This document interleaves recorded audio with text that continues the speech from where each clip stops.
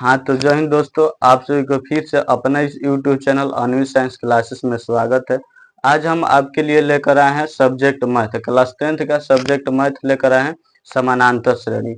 यह चैप्टर जो है बहुत ही आसान चैप्टर है और अच्छे से आपको समझ में भी आएगा और यहाँ से क्वेश्चन भी आपको एग्जाम में अधिकतर देखने को मिलेगा। यानी कि ये क्वेश्चन पर आप थोड़ा सा फोकस कीजिएगा तो आपको पूरा अच्छे से समझ में आ जाएगा।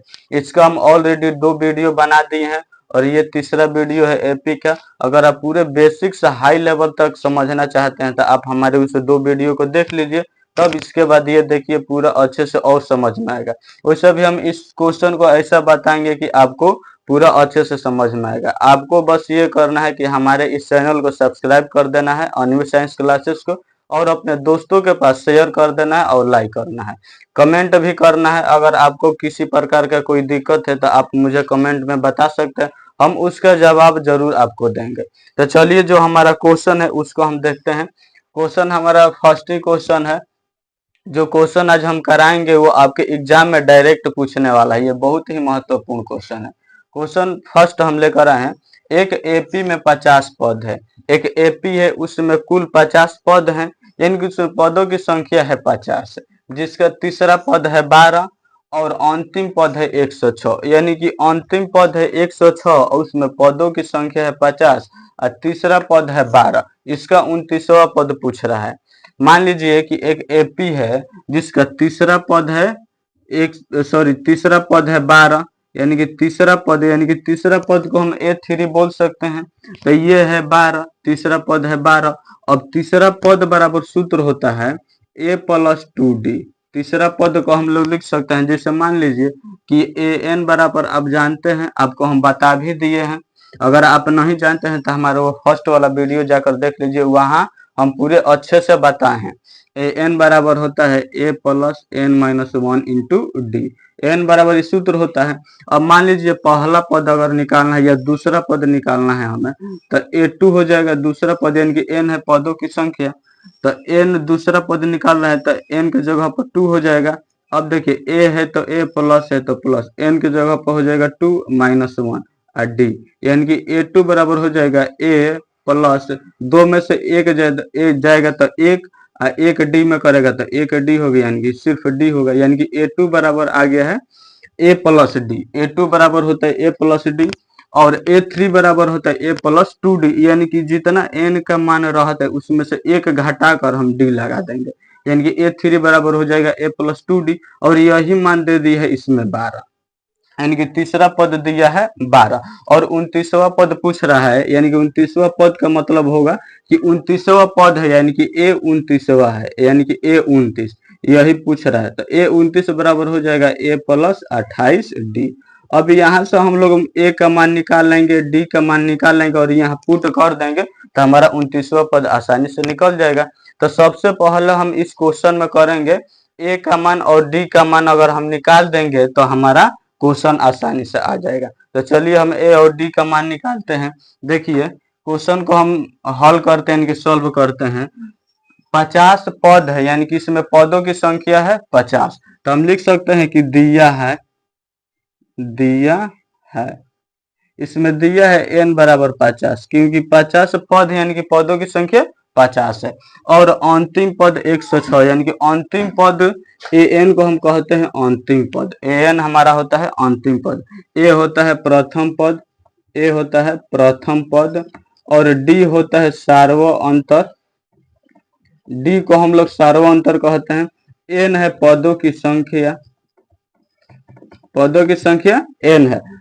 an को कहते हैं अंतिम पद, यानी कि लास्ट टर्म।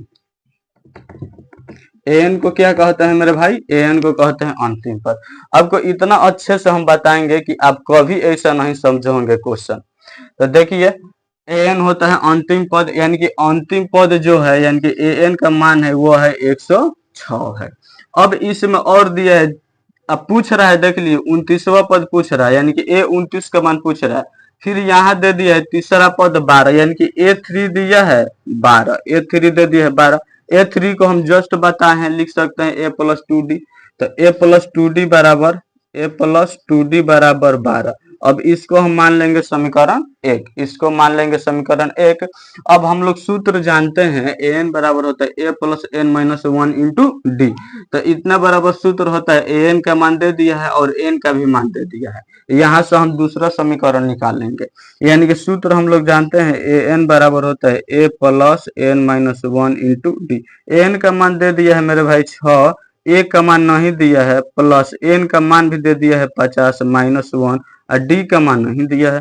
तो 106 बराबर a प्लस यहाँ हो जाएगा, घटेगा तो होगा 49 और इधर d है तो d, यानी कि 106 बराबर a प्लस 49 d। अब ये हमारा हो जाएगा समीकरण 2, इसको हम मान लेंगे समीकरण 2 है। अब समीकरण 1 हम लोग पता कर लिए, समीकरण 2 भी हम लोग पता कर लिए।